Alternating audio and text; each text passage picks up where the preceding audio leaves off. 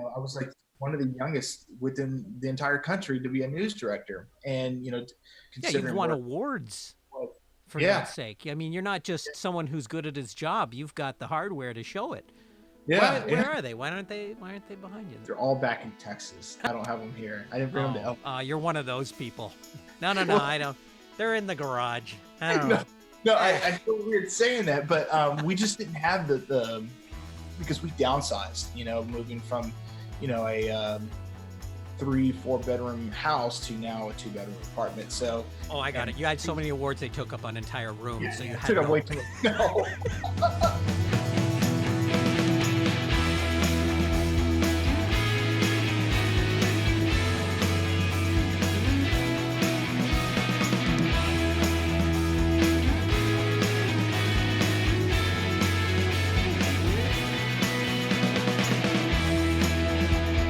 Hey, everybody, welcome to Doing It. I'm Will Conlon. Thanks so much for checking out this episode. Before I get going, I wanted to thank Antonio Keone for allowing me to share his Instagram video as the previous episode of this podcast. If any of you watched it or listened to it, I'm sure you feel as I do that it was an extremely insightful and thoughtful and educational point of view that he had. And I'm so grateful that he allowed me to share it. This was something he did on his own, and I saw it and loved it, and I just begged and pleaded with him, let me share it and get it out there as much as I can. It was all about how to educate yourself on racism and what the black community has gone through for the last several hundred years, instead of just going up to a random black person and asking them. I mean, it's good to have those conversations, but his point was there are so many ways that a person can educate themselves. There's been an incredible amount of books written on the subject. There is a multitude of websites, legitimate websites on the internet that you can read about histories and experiences. There's been movies and plays written on the subject. So there's really no reason for anybody to not educate themselves on the subject and have a very informed opinion and have valid discussions. And I think I loved what he said, and I'm so grateful that he let me share it. And what was interesting too is it was one of the most shared episodes of this podcast. I want to thank everyone who shared it. And it told me two things. Number one, that people, for what I'm seeing, people are even more engaged in this conversation than ever, which is so great to see. And two, nobody needs to see me on this podcast because I wasn't in the episode at all. So there's a bit of a pro and con, I guess. A little heartbreak for me, but hey, whatever. I'll take it. No, I'm really proud of the episode. I'm so glad. And Antonio hopefully will be coming on the podcast to talk more about that, and also just about him. He's an incredibly talented individual. He's he's a great writer, an amazing actor, and I've known him for years. And so we're talking about when he can come on and have a good conversation. And speaking of good conversations, today's guest is someone who, again, I've been wanting to talk to for years, but haven't been able to because he is so far away. He was in L.A., now he's in Texas, but his name is Cody Broadway, and he is a cinematic journalist, I think is the right term.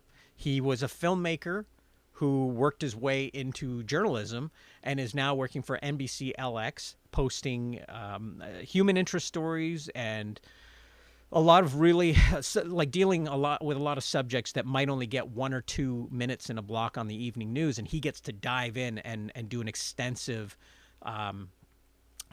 investigation into these stories, but has a very cinematic feel. So he draws you in a way that I think only a real filmmaker can do into these subjects. It's fascinating. Everything I've seen from him is phenomenal. He's won multiple Emmys for it, and he's a great guy. And his story is fascinating. How he's moved through all these different interests and has settled into this world now where he's making huge differences. and it was great. I loved it. It was a great conversation, and so I'm going to share that with you now. This is my conversation with Cody Broadway. Hey, how's it going? Man. Good. How you doing? I am doing well. Yeah.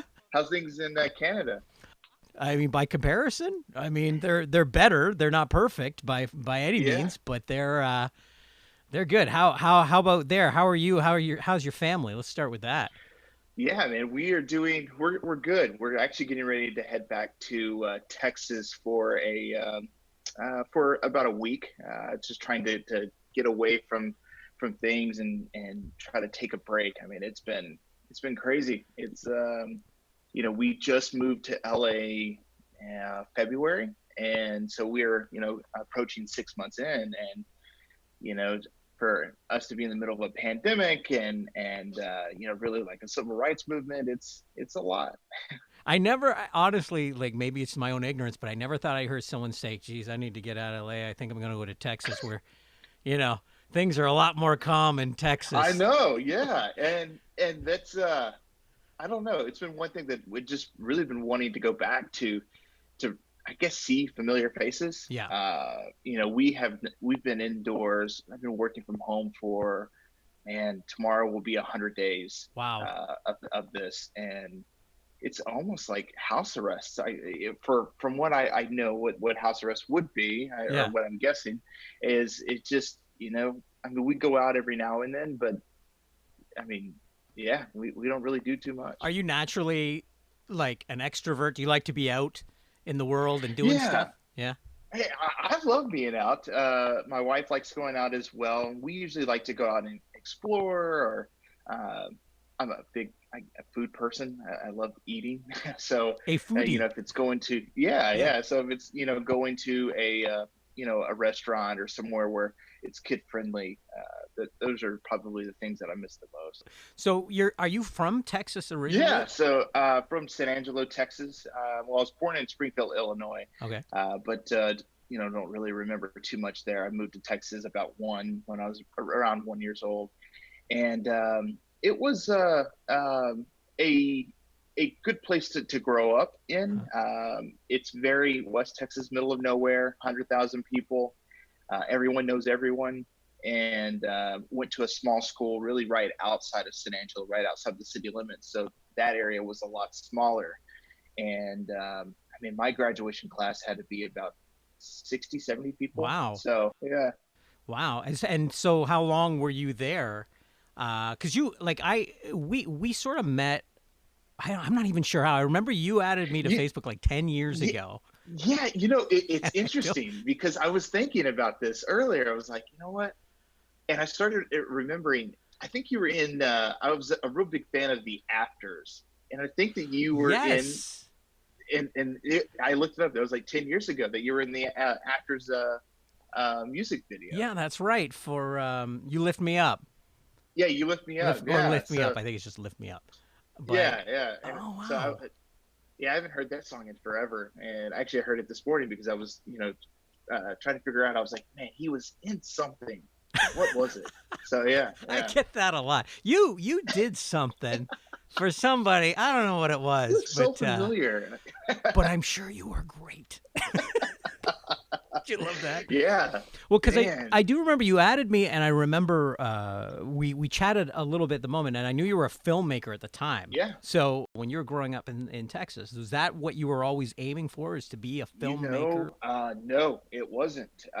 Film. So the reason how I got into it was and I want to say my junior year in high school, maybe sophomore year, that their MTV had a show called Jackass, and it was I'm sure you've seen it. Everyone never heard of it. No. We in Canada, if it doesn't take place in the 1800s, we don't see it. So it was one of those things of being able to go out and just film and shoot. At that time, Blair Witch Project came out. Cloverfield was soon followed, and it was almost this introduction of home cameras were the thing. Like, it was okay to go out and just film and be creative. Yeah, the found footage craze. Yeah. Yeah, so that's how I got into it, and I was playing sports at the time, And so I would make highlight videos for classmates and for myself and for my brothers, for college recruits. So I just got into the editing process of, Windows Movie Maker. And thankfully I had some friends at the time that were really into just, wanting to be creative, because like I said, I grew up in an area that there was nothing going on. Right. So it was go out, either play Halo or go out and be creative.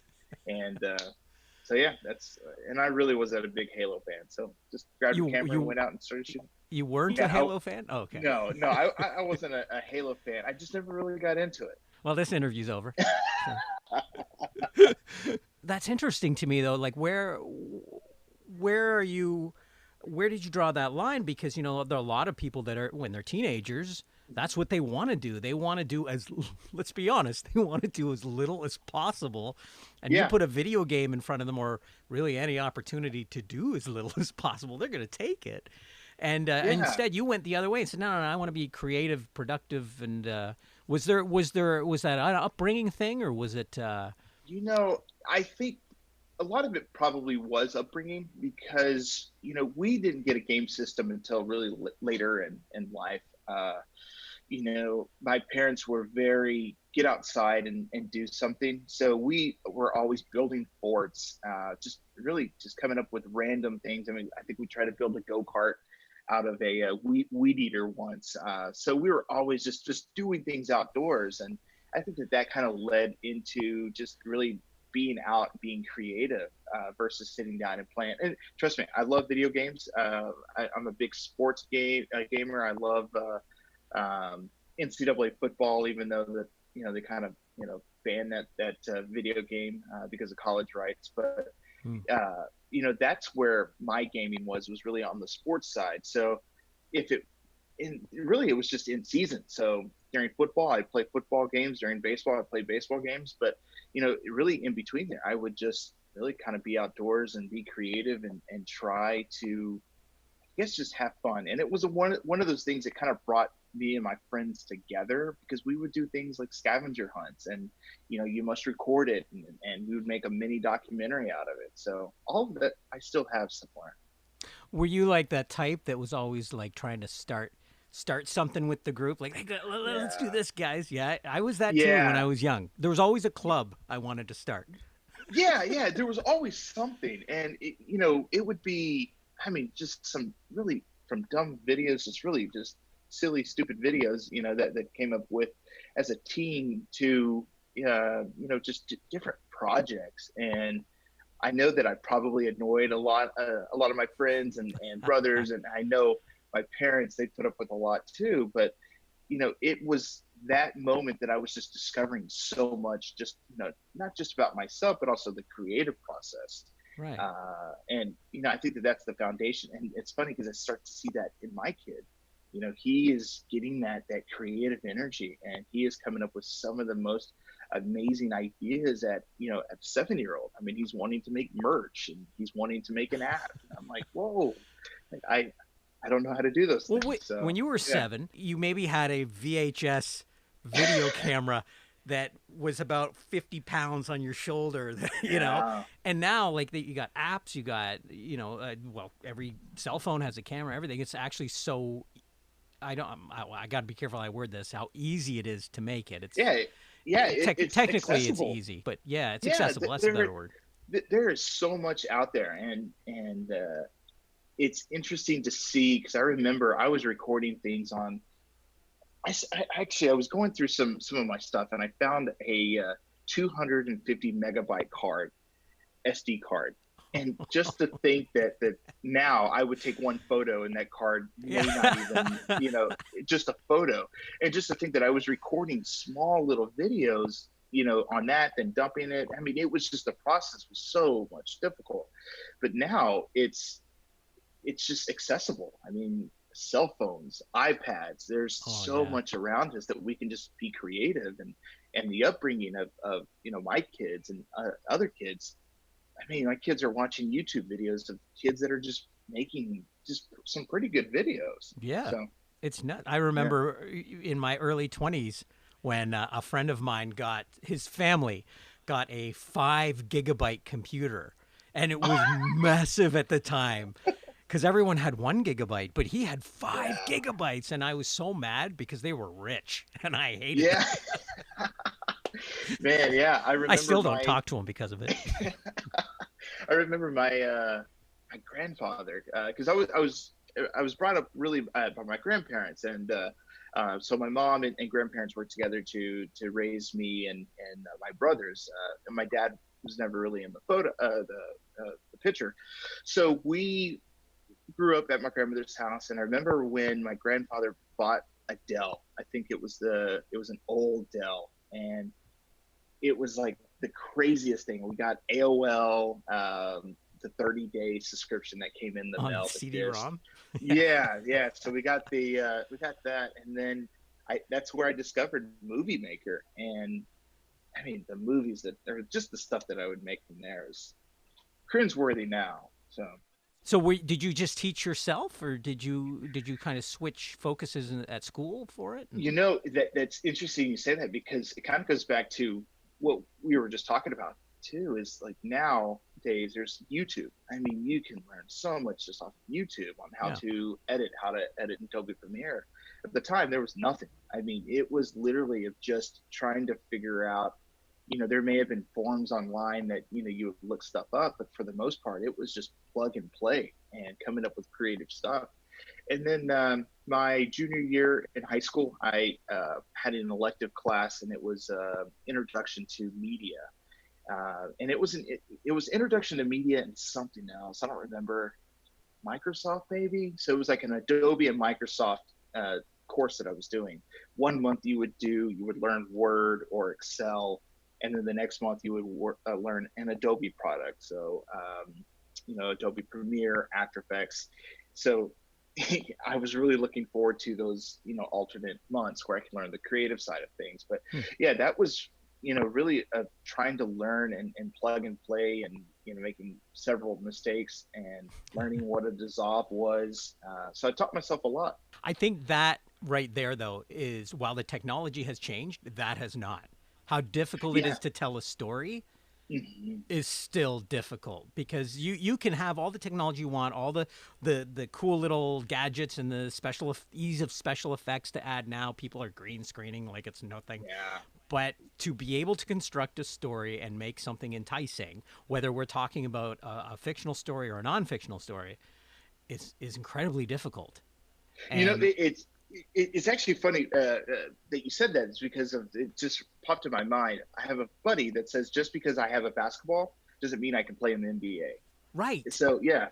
So you started filming stuff with your buddies, like sports, like on the sports teams and stuff. It was more of videos like just highlights and you know, like recruiting videos for colleges, because at the time, and it's totally different now, but at the time, you know, in order to be you know, seen by a scouts actually had to show up to, you know, your game. So my idea was, hey, why not, let's create something and let's put it on the internet and email it out to dozens or 100 colleges and coaches, and see if anyone, you know, kind of piques interest in it. That's really interesting that you were already, you know, you have this new, could we call it a new passion that you discovered, right? You had a new passion that you discovered, and already you're thinking of ways to innovate it and make it useful, right? Instead of just, I'm going to make a movie, you know, like you were already thinking, how can I bring these friends of mine that are talented in sports, how can I get it so that they can get out there? And you're already telling stories, man. That's amazing. You know, I never saw it like that until you just mentioned it. Yeah, I mean, it was always just trying to come up with something different and unique. And and you know, I remember YouTube started up and trying to put stuff out there on YouTube. And I mean, I would get excited if I had like 10, 20 views. And I mean, it was just a different time.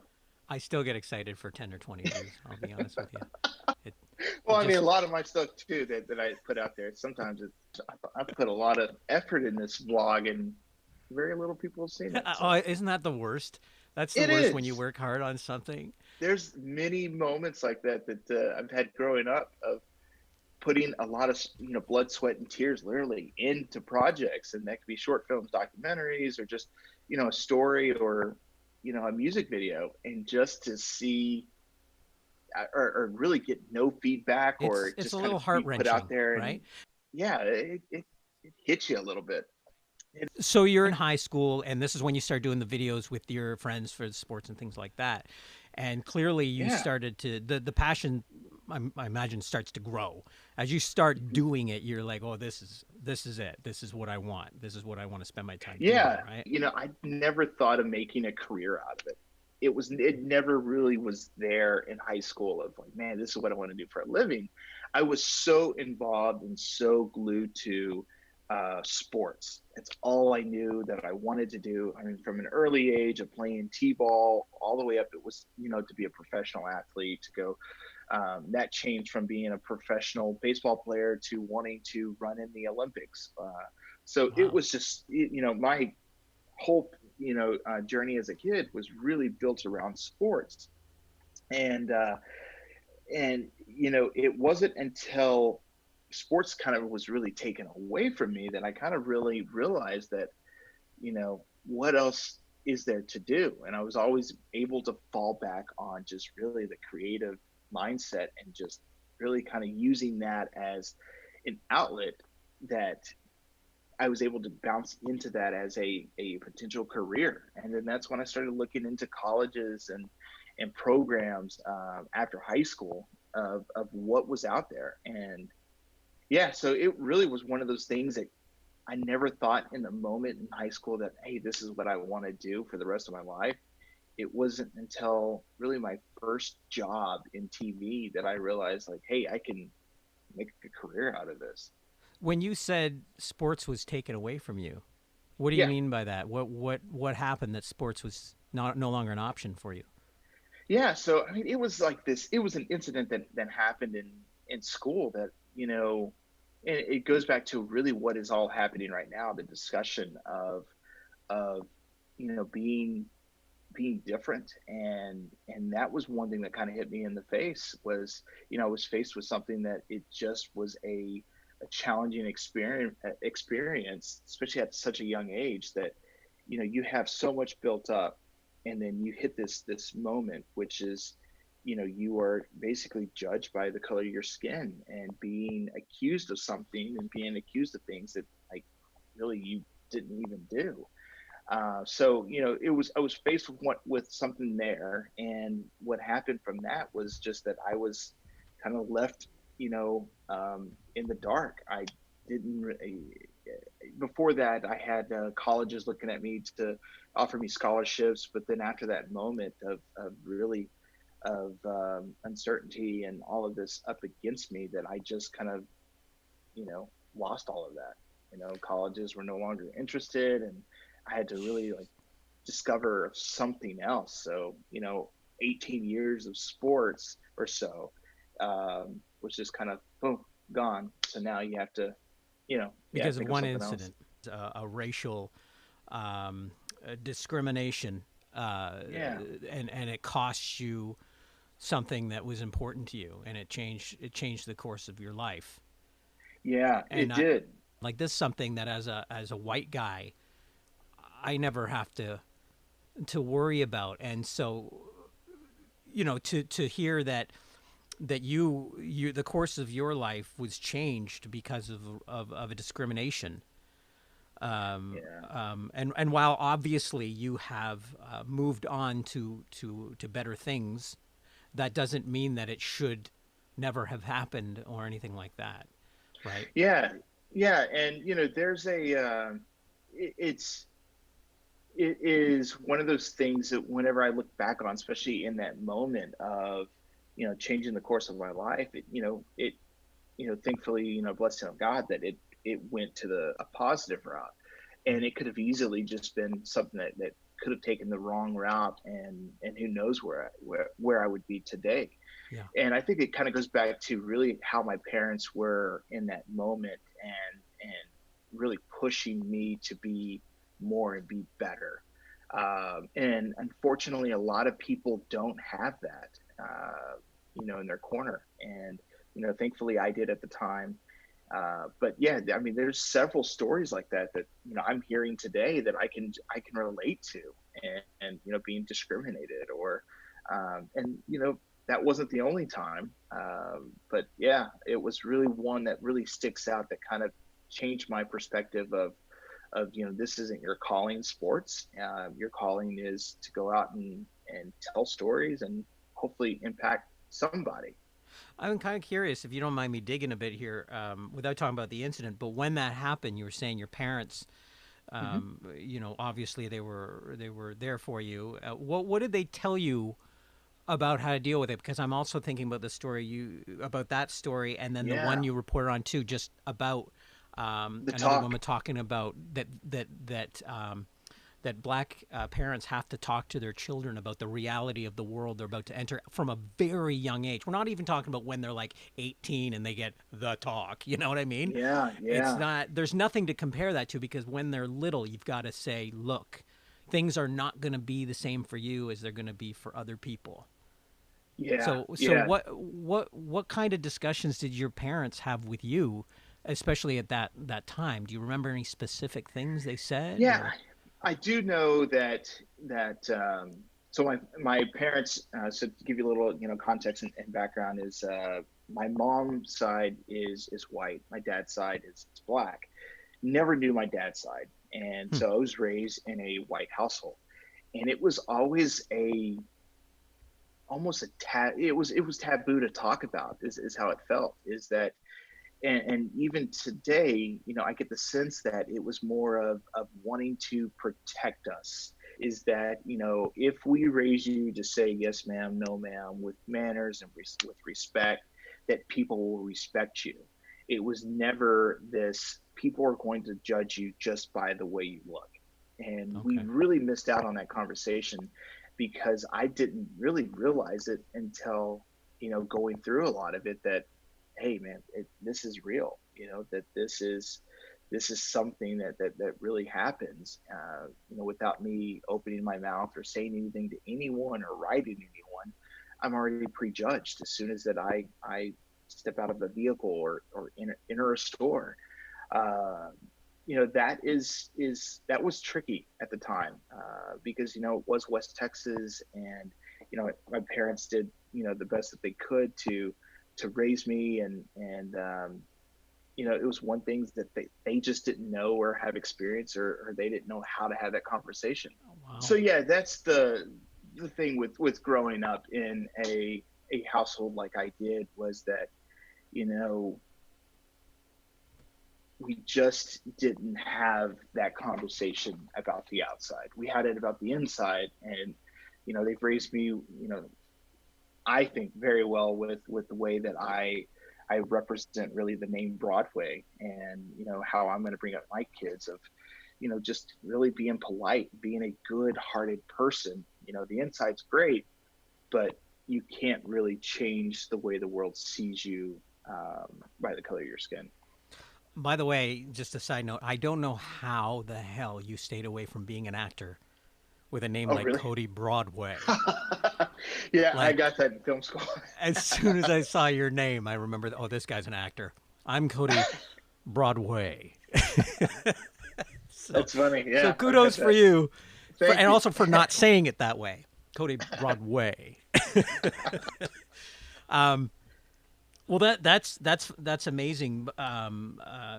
But I'm still kind of curious. Like you were saying, like they didn't really know how to have the conversation, Yeah. right? So when things like that incident or other ones happen, what did they say? Did they just like sort of try to be like, well, we don't know, so just keep being the good person that you are?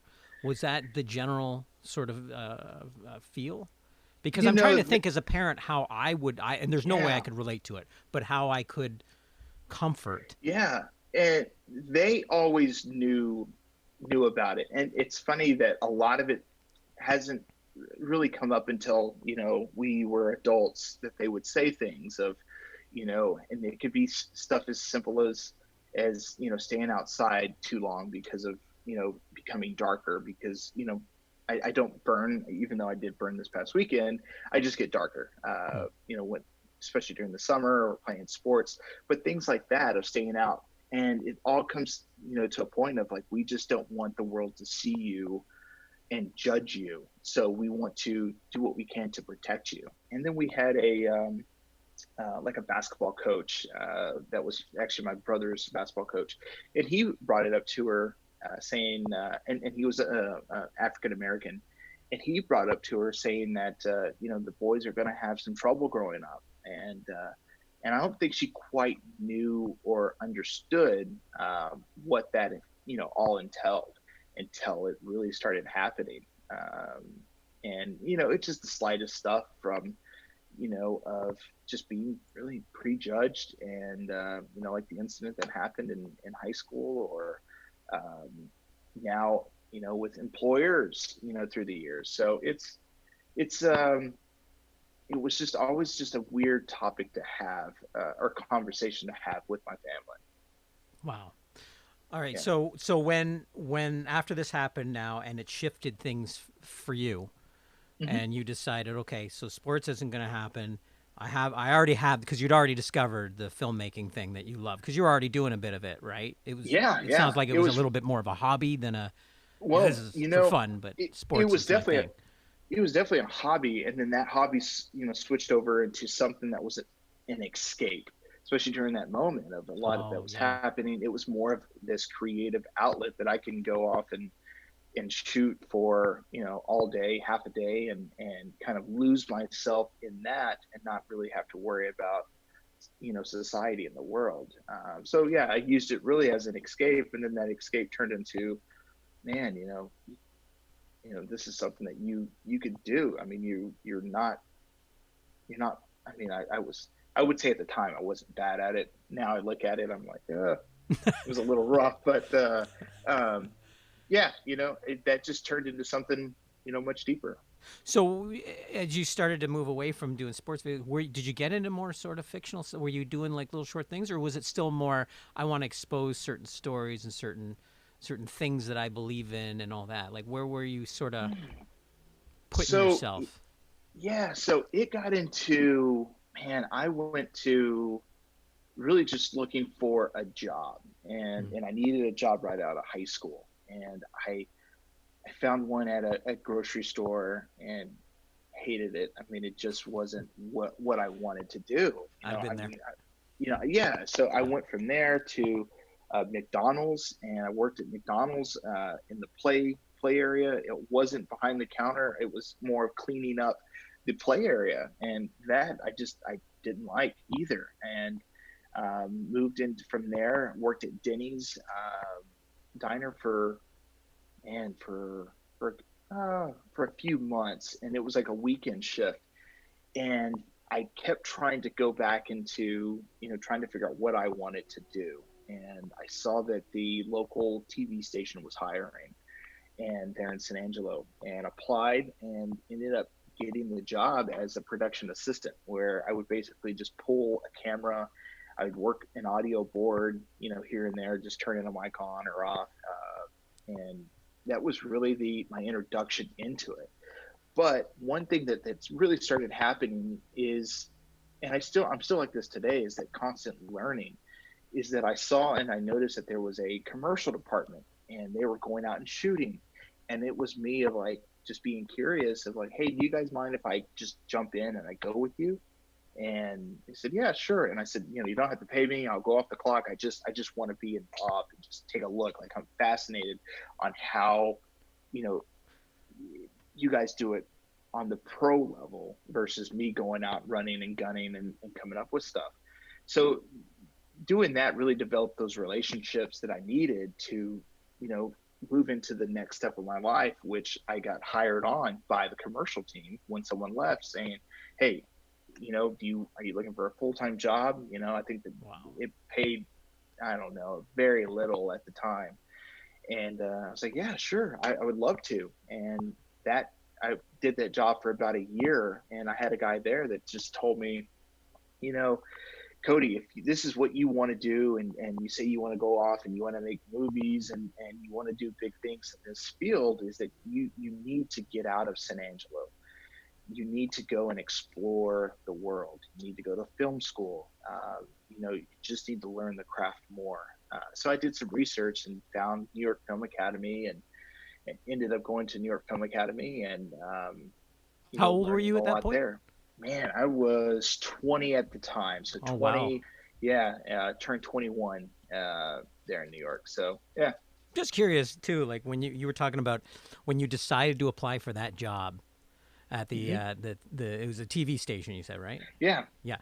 What was the intimidation level like? Because having filmmaking as a hobby and thinking, am I good enough? Like, was that a question that you had? Like, how do I have the gall to walk in there and say, you want me for this?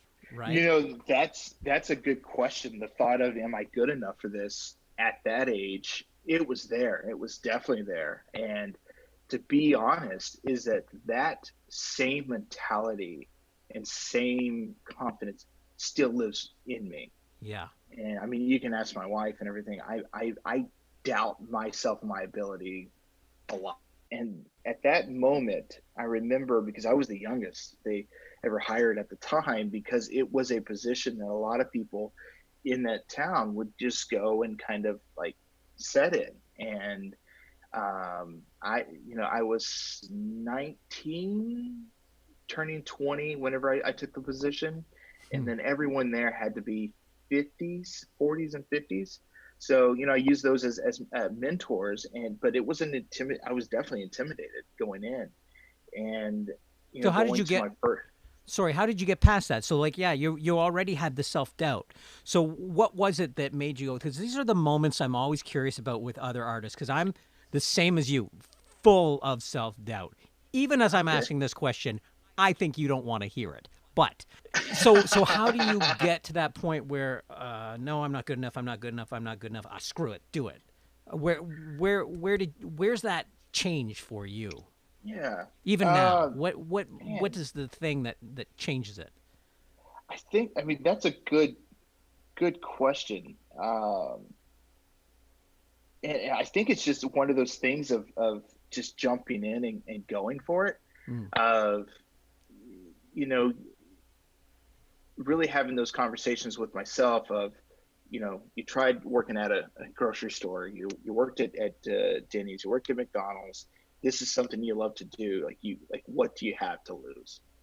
And just going all in. And that's the tricky part, is the fear of the unknown, of if I jump. And even today, like moving to LA, moving from Texas to LA is, uprooting my family to this. Like, is this something that I'm going to be able to succeed at? Because if not, it's not just my life, it's my entire family's life that is impacted, selling a home and moving out. So, it's just I guess the mentality of putting your head down and working.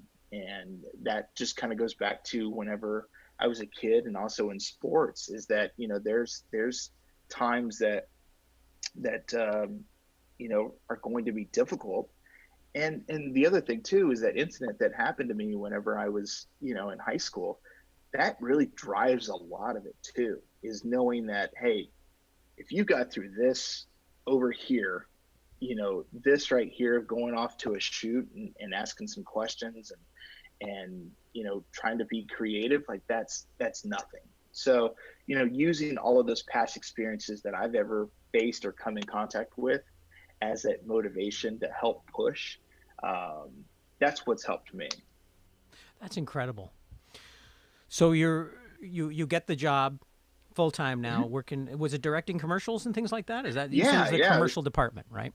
Yeah, it was commercial producer, so directing commercials, writing commercials, and it's one of those things that at the time, I'd never written a script. I mean, everything was run and gun. You just go and have fun, and so I was needing to learn how to really make ads for individuals, and it was tough. It was a huge learning curve there for me.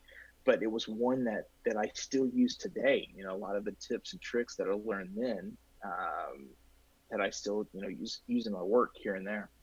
Were you still doing, by the way, like as you're doing all this professional stuff now, were you still on the side? Were you making time, or wasn't there enough time to do your own little projects that were just for you? Or Yeah, I always continued that. I always tried to figure out ways to do things that were, just because I still had this itch that commercials weren't, you know, doing for me. And you know, it was great, like, cool, yeah, you're being paid to do this, but then it's like, this is not really what I want to do. Like, this is not, you know, I don't want to go in and make a car commercial, you know, the rest of my life. I don't want to, you know, there's just certain things that I just didn't get, you know, I wasn't being fed, I guess you could say.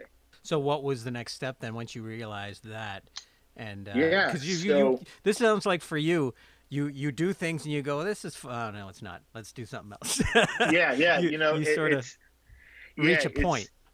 Yeah, definitely reached a point. And it's interesting there because of, there was a management position that came open for on the digital side, and I had a buddy of mine that he was actually in that role, but he was moving out of state or something.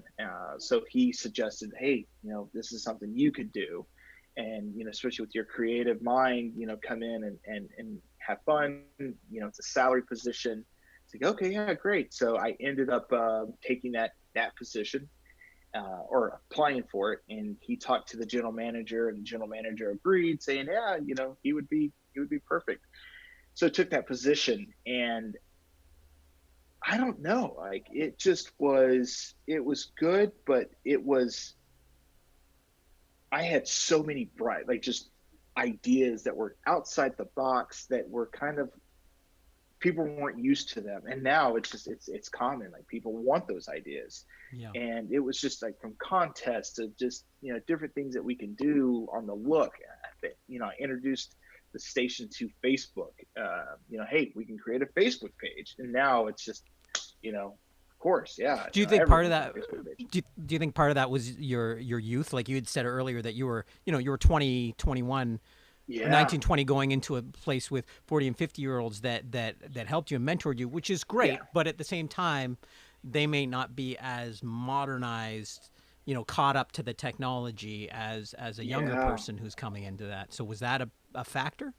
It was huge. That Yeah. was the big factor in it all, was that, you know, I had this mindset of where are the eyeballs, and, you know, things that, and that was my job. I was a digital director. I was in charge of coming up with digital ideas to bring up those numbers, and like different promotions.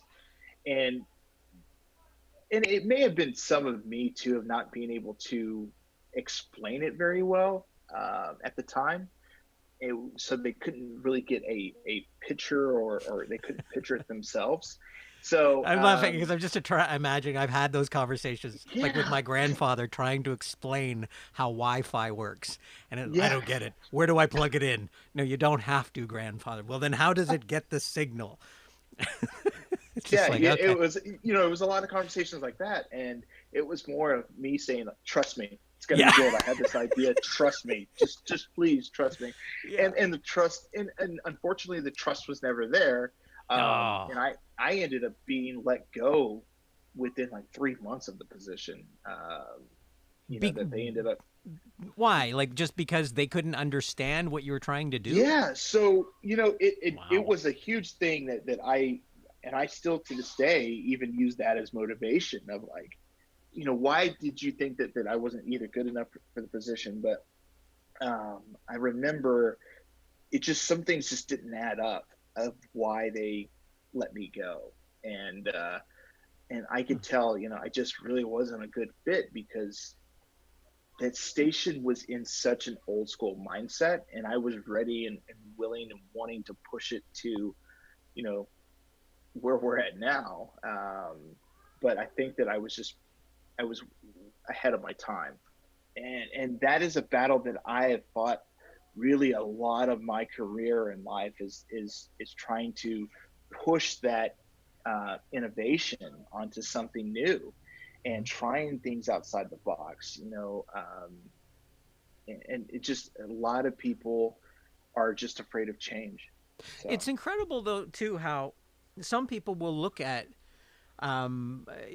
the current situation, to put it very, very ridiculously mildly, with the civil rights movement, Black Lives Matter, and things, as innovation and moving forward, as if it's a piece of technology like that. yeah, Like we're trying to teach old people how to get on Facebook, and it's like, no, you've never behaved. Certain people have never behaved like human beings and treated other human beings like human beings. That should never have happened. It should never. This is not. This should never have been. I hear the word progress, and I'm glad I hear the word progress. But there is a part of me that goes, there should never have had to be progress. You progress in medicine. You progress in technology. You progress in, I don't know, childcare. But you don't progress in treating a human being like a human being. That should just have always been there, and so it always baffles me how this is still a thing. And if I sound insensitive, I don't mean to. It's where my frustration lies, that I don't understand how this is a thing. I feel like things are finally starting to happen, and conversations are starting to become a lot easier, because at first, and even now, it's a little uncomfortable. Like, some people just afraid to say the wrong thing, or afraid to offend anyone, so people think it's just, well, I'll just avoid that situation, I won't talk about it. But that's where the issue is that we are not talking about it. And right. The more that we are able to communicate with our own struggles or our fears, or of just being honest, of like, I really don't know what to say or how to say it, is important. My thing is, while I've sympathized for people like that have gone through that, like I sympathize for your situation, for example, that you talked about when you're, don't confuse sympathy for understanding. Yeah. Is the biggest thing I've realized. Don't confuse your sympathy for understanding. You don't understand. You can't possibly understand. And then that's where the listening comes in, and that's where the action has to come in too. Because while you may not understand someone's situation, you have to allow them the time to explain it, but also to be angry about it, Mm-hmm. and to find a way to help them, if you can, and if they want you to move through it, so that they don't feel alone, and they can reach a better, just a better point in their own self-respect. Yeah. I don't know. Does anything what I just said at all make any sense at all? Yeah, no, it does. And it is that understanding. And it's not that I want anyone to feel sorry for me or my story or anything like that. No. And it's definitely the when I share my testimony, it's more of it's that understanding, to help you understand, and you as an individual, or you as a father, kind of put yourself in that situation of how would you handle it. And it's hard to fully grasp it for a lot of people, because people just aren't faced with that issue. So it's tough conversation to have, but it's one that a lot of people are starting to join in on. People that are empowered, and people that have a following. So, as long as we can continue that conversation and continue having that, I think it's going to definitely lead to some change. What I like too is, I'm here. The message seems to be is no, you cannot. We won't accept it. Like, and Yep. I mean, we as a society, as a civilization, we won't accept your hatred against people of color, or of anyone that is not white, right, or straight, or whatever. It's like, no, your ideas are not welcome here. Period. Yeah, and I think that we're getting there, having those conversations, and cell phones are helping out a lot. Oh, yeah. Because it's now a world where you're always being recorded, and we're one click away of sending something that could go viral, and that helps out a lot. Yeah. So let's get back to you. Yeah. Which is why we're here. So you've moved into management. You get fired from that. Ended up doing, oh man, from there using that as motivation to create my own show. I had an idea for a show that I wanted to do, and it was going back to telling stories of inside the community, and then wanted to pitch it to a TV station, which the first station I pitched it to was the one that just let me go. And they said, no. No, and you're fired. Yeah. I was like, okay. Well, wow. Hey, I wanted to give you guys the opportunity. Then there was one other station that was not too far, really across town, the rival station, which was Fox. And I sent it to them, and I said, hey, can you guys take a look? I'm interested in doing this show, and here's a trailer. And I wonder, I gotta find that. But anyways, I sent it to them. They contacted me saying, hey, do you mind coming in? And, yeah, cool, I'll come in. So came in and sat down in a conference room, and they told me that there's a show that they're currently working on, that they were looking for a host, and asked if I'd be interested in being on camera. So I was like, yeah, sure, I'll do it. And I remember it was like I got paid $50 an episode, and man, it's not exactly David Letterman money, is it? Oh no, yeah, definitely not David Letterman money. It was once a week that we would shoot, so $50 a week. And then I remember one day they pulled me in and they said, hey, Heather's leaving. And Heather was the executive producer of the show, but she was also the creative director. And they said, would you be interested in being the creative director for Fox? I'm like, what? Like, wow. Yeah, I would love to. And they brought me in and gave me the contract. And looking back on it, I think that they brought me in on a very small amount, compared to what other creative directors were making at the time. And but I didn't care. I was making another management position.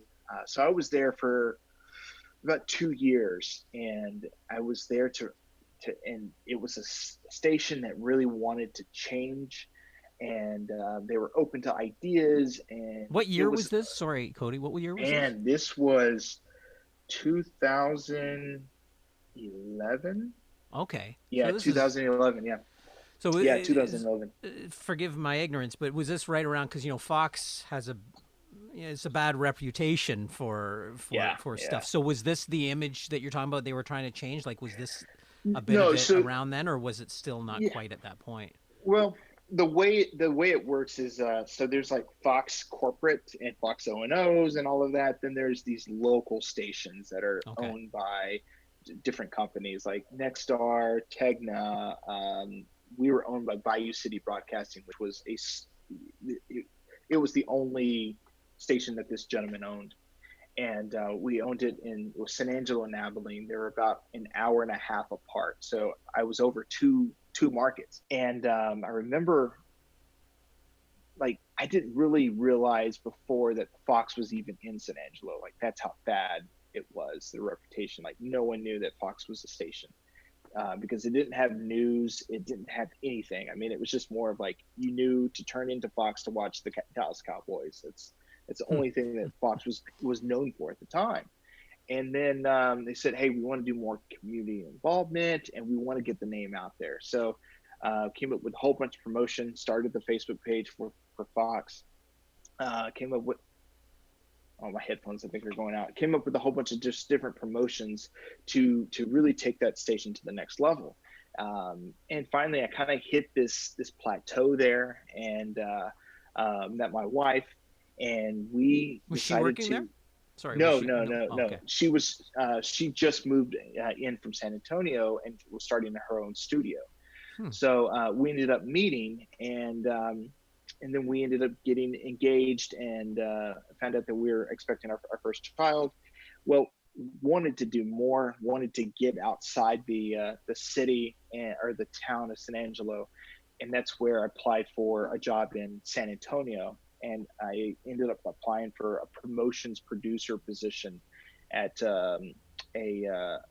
CBS affiliate there in San Antonio, and ended up getting the job and worked there for about 2 years and learned a lot, and then kind of hit that plateau of, man, like what else is out there? We want to do more. And Was the job at CBS very similar to the job at Fox, very, promotions, things like that? yeah, Okay. very, very So, similar. so even though it's a different network, you've been doing the same thing for about 4 years now. Yeah, yeah. Kinda, So right? it was very similar, except this one had a news department. So a lot of the promotions that I was doing was around the news side.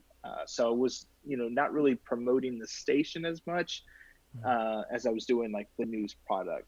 Coming up with creative of watch tonight at 10. Different things like that. That was good. And then, yeah, thank you. Watch tonight. I had practice. So then the company was Tegna. They were coming up with like, we want to be creative, and we want to go after the millennial viewer because news is changing. Like, we're seeing a huge drop off across the country in viewership. So we want to give you guys the resources and everything you need to come up with a creative show. So they ended up like flying us to like company headquarters. This is while I was in San Antonio, and from the company headquarters, we would come up with just different ideas and plans, and innovative shows would come from this week-long, almost like a camp kind of thing, like a boot camp.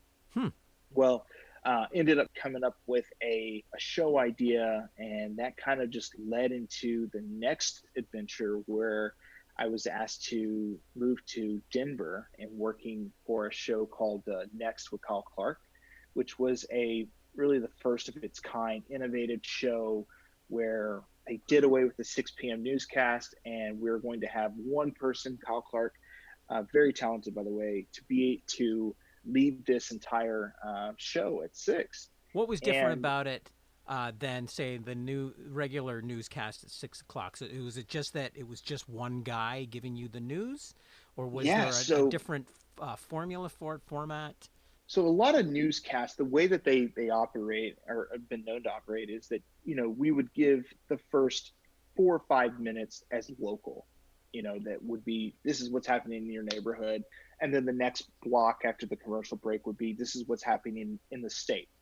And this is, what you need to know. Then after that, we would go to national news and international news. And then we would go to sports. So that's typically what a rundown looks like for a newscast. So we decided to blow that up completely, and we're going to do 30 minutes of local and in-depth storytelling. And we're going to do away with sports. We're going to do weather, but weather will be down to 60 seconds because no one needs to tell you it's hot outside. Yes. So unless there is severe weather coming in, then we'll do a little bit more in severe weather. But we are going to dig deeper. We're not going to start off with a car crash unless the car crash impacted, all of I-25 kind of thing and shut everything down. So we really went into the story selection, and that's where I developed a style that I like to call cinematic journalism. And it was more of taking that stuff that I did on the side, documentaries, films, what I learned in film school, that passion, and meet it with news and journalism. And to be able to come up with this different approach to storytelling where people would look directly into the camera instead of looking off camera, that they would talk to the viewer.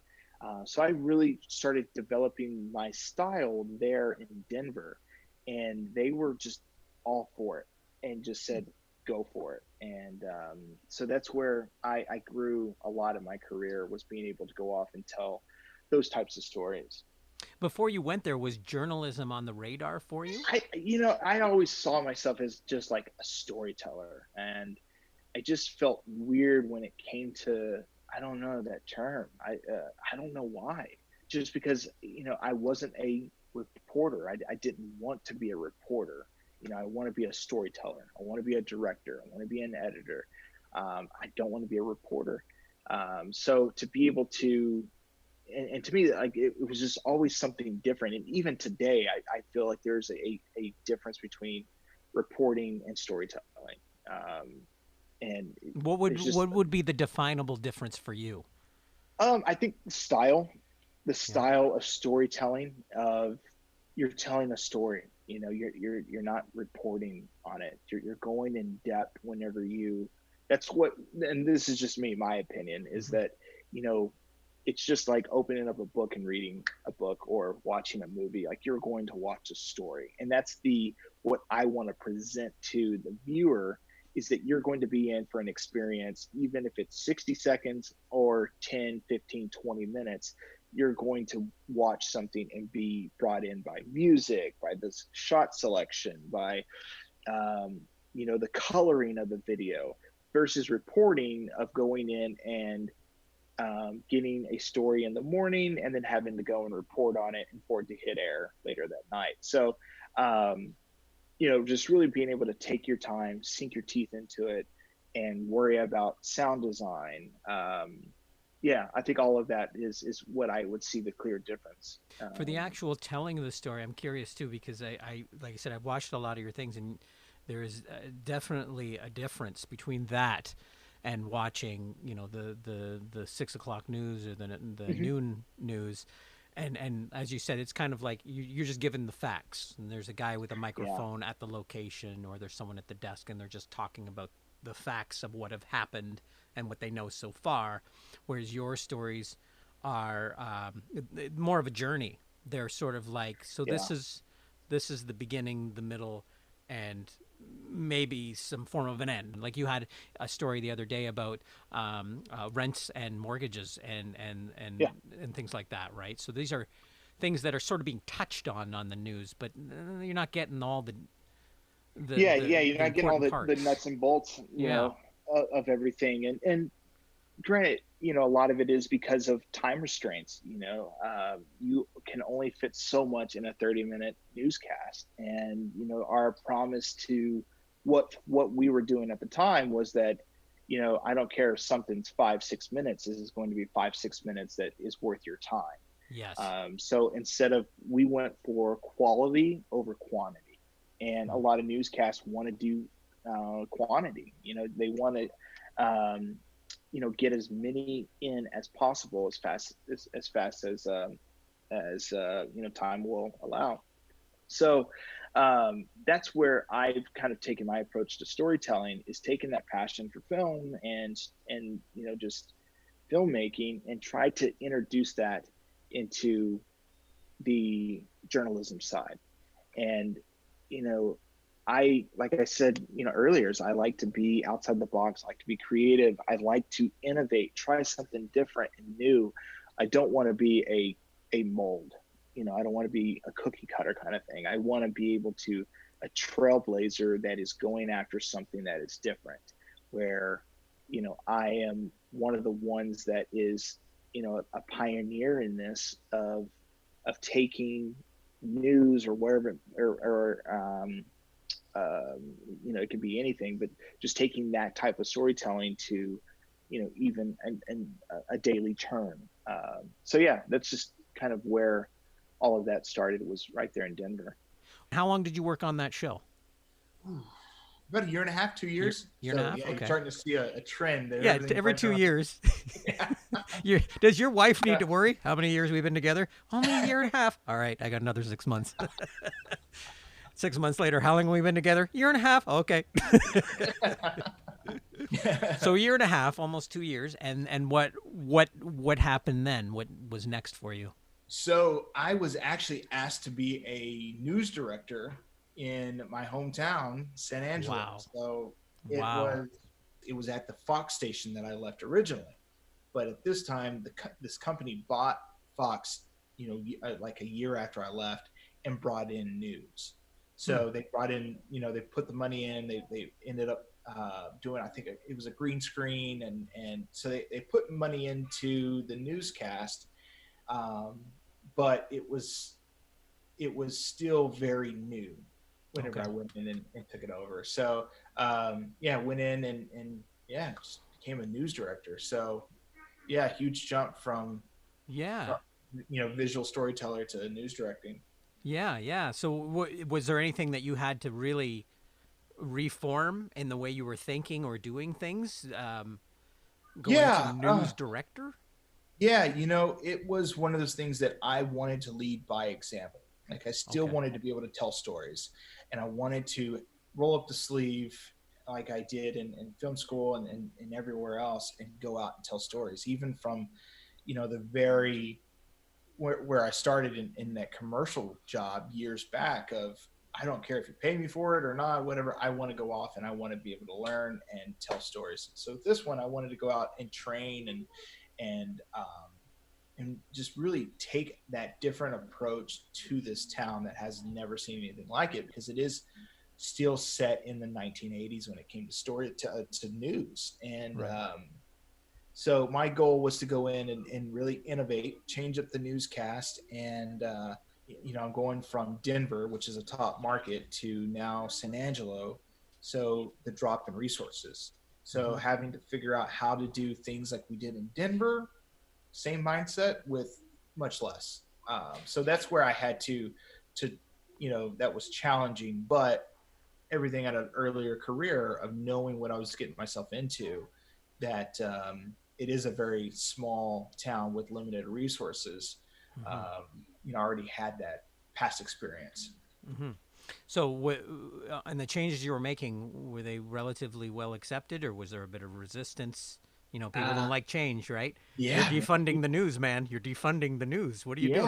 yeah. It was, at first it was tough. It really was. And it was, a lot of learning on my part, on the management side, but also learning um, or teaching the change in the mindset. And when I mean changing the mindset, like, I had to approach it several ways. Is that I had to change the mindset of first the news department of, we got to have pride when we walk through the doors, because we are doing so much for this community, or have the ability to do so much for this community to make change happen. So I had to change that mindset. And that was one that was just always going, because, you have individuals there that are like set in their ways.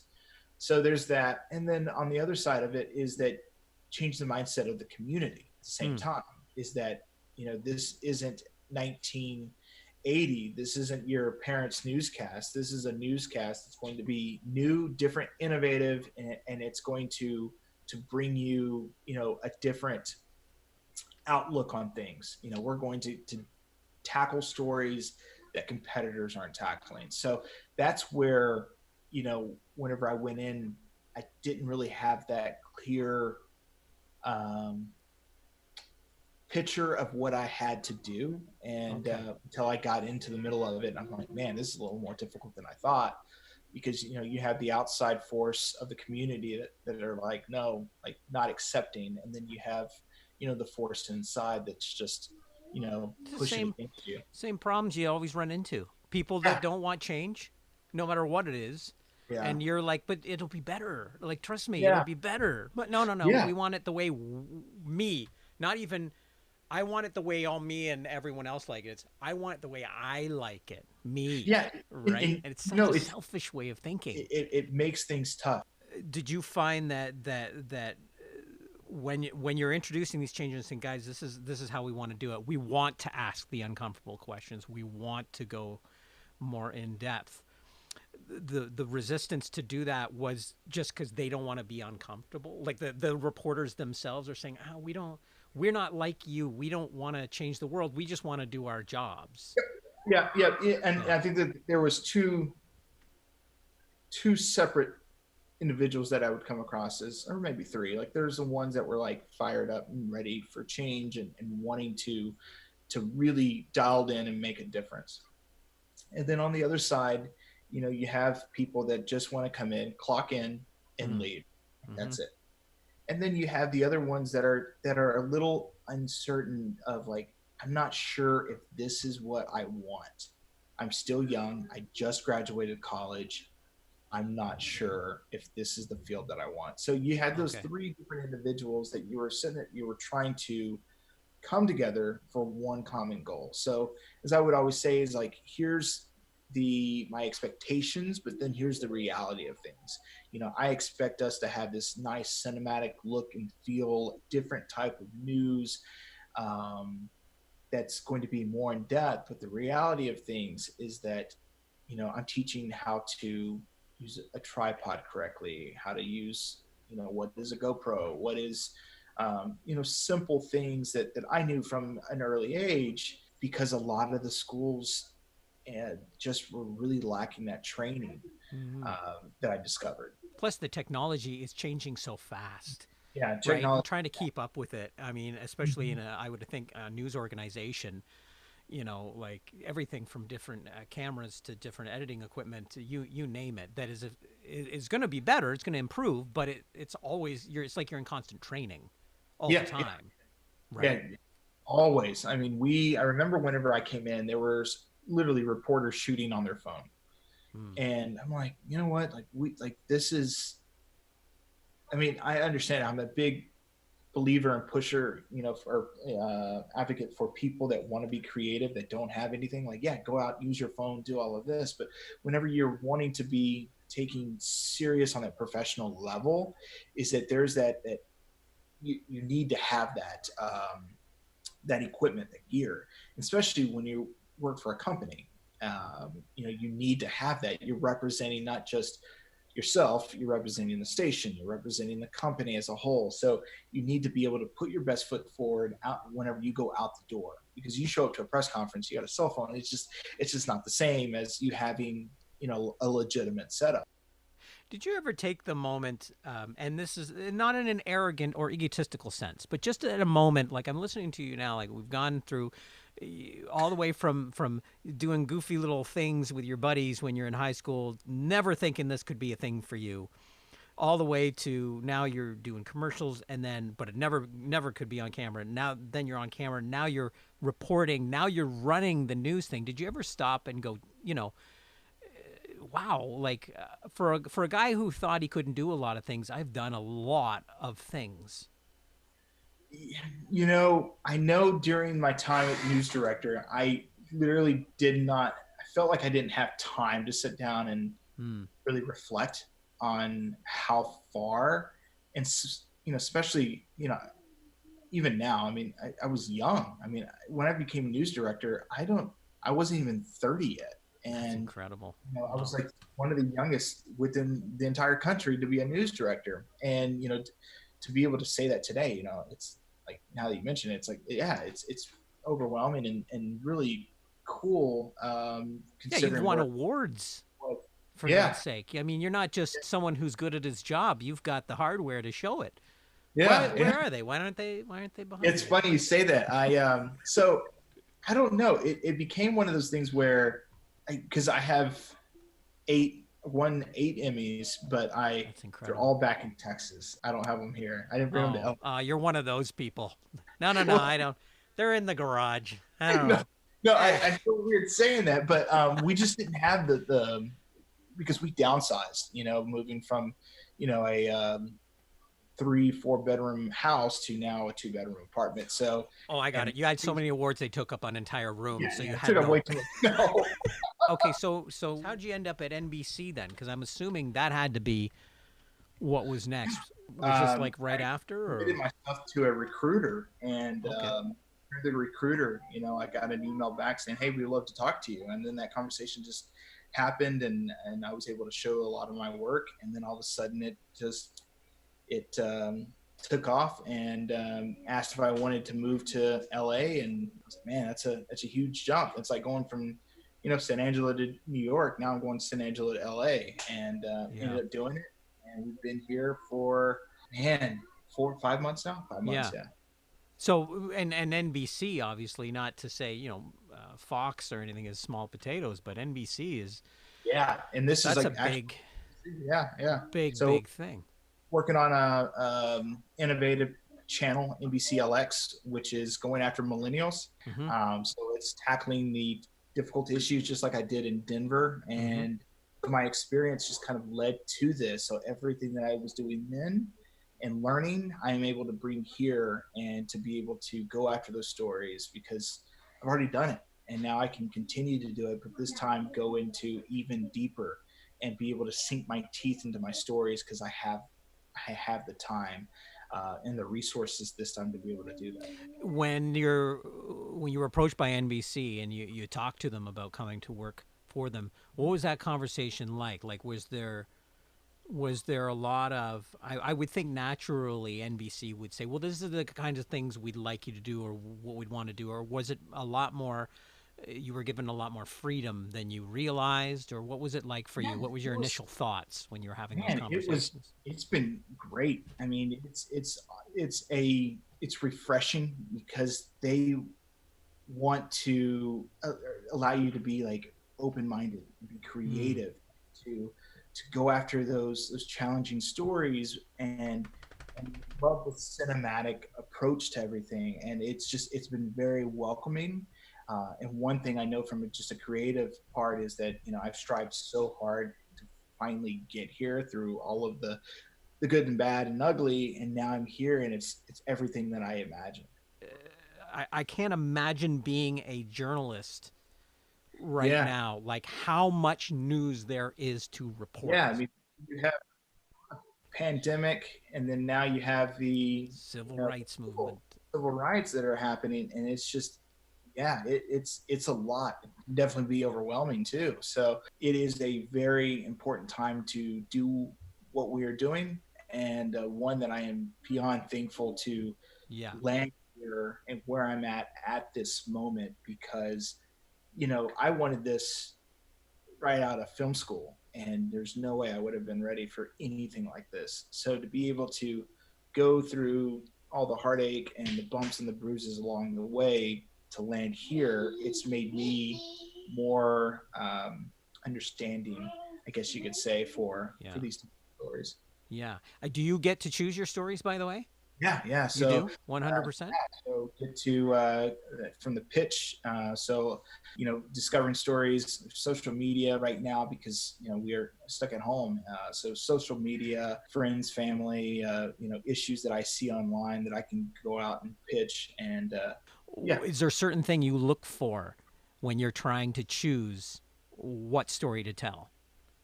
Man, just stories that are, a lot of it too is that. I like to put a personal touch on a lot of things because, I want it to mean something to individuals. So looking for the story that is, there's stories out there that are like out of the park home run, there's just those types of stories. But, the challenge is finding those stories that are just kind of underneath that a lot of people don't know about, or don't know, and for you to bring that to. So those are types of stories that I love finding and looking for, or finding a story that's out there, but how that maybe I feel it wasn't told right or something. Like how can I put a different spin or something on it? Because there's been, stories have been told, for years. So to be able to go and be creative, to think innovative, how to tell this story different each time, that's the challenge that I love. Well, you're doing incredible. I mean, I everything I watch from you is not only it is that cinematic thing, but it is incredibly informative. Everything I've watched over the years from you, and I think it's so admirable. And now knowing all this about you, how you got to where you are, makes me feel better about the news, knowing there's someone like you behind the media driving stuff that's important, not because you're trying to feed your ego at all. It's because you're trying to really let people know this is what's going on and this is what you really need to be paying attention to. And and I think that's what a journalist should be. And so thank you. No, thank you. Thank you. You're a great guy, and thanks so much for talking. And I'm sorry I kept you longer than I thought, but it's your fault for being so damn interesting. So thank you, Will. I appreciate it, man. No, this is a great opportunity, and like you said, this isn't about me, this career. It's about knowing, the issues that I faced growing up, or the issues that other people are facing, to be able to go off and help be that voice, or, find that voice for people. So, yeah, no, it's a great time being here, and doing what I'm doing. And I really appreciate, an opportunity to be able to talk about it. All right. Have a great day. I'll let you get to your family. Thank you, man. Take care. Bye. Bye. All right. That was my pod talk with Cody Broadway. I'd like to thank Cody for being on the show and letting me learn about him and his journey and his creative process, all the good stuff. And if you'd like to learn more about him, you can go to codybroadway.com. If you'd like to see his stories, you can go to the NBC LX website, which is www.lx.com. You could also just search NBC LX on YouTube, or punch it into whatever search engine you're currently intimately involved with, and you will find it. And he posts pretty frequently, and they're always fascinating stories, stuff that you really should know. And he does it so well. So please check them out. It's absolutely worth it. If you'd like to check out other episodes of this podcast, you can go to doingitpod.ca. They're all there. You can also follow the podcast on Facebook, Twitter, and Instagram. Just search Doing It Pod or Doing It Podcast. You will find it. If you'd like to email me, the email is doingitpod@gmail.com. And feel free to let me know what you think of the episodes, the guests, my melon-like head, and the way it sits on this weird frame of a body. Or, that's if you feel like trolling me. Then by all means do that. But in the meantime, I got an opinion. Wear a mask. Just wear the mask. It's not hurting you. It's only helping everybody else. I mean, for the love of God, until there's a vaccine, we really got to do everything we can to stop the spread of this thing. And even though a mask isn't going to solve the problem, it is definitely going to help. The jury's in. It helps. Wear the mask. If you hate me for the opinion, hate me for the opinion. Just wear the mask. All right? Let's look after each other. You know why? Because life doesn't happen to you. Life happens through you. And it doesn't happen through you as much if you're wearing the mask. So wear the mask. All right? All right. Thanks, everybody. See you next time.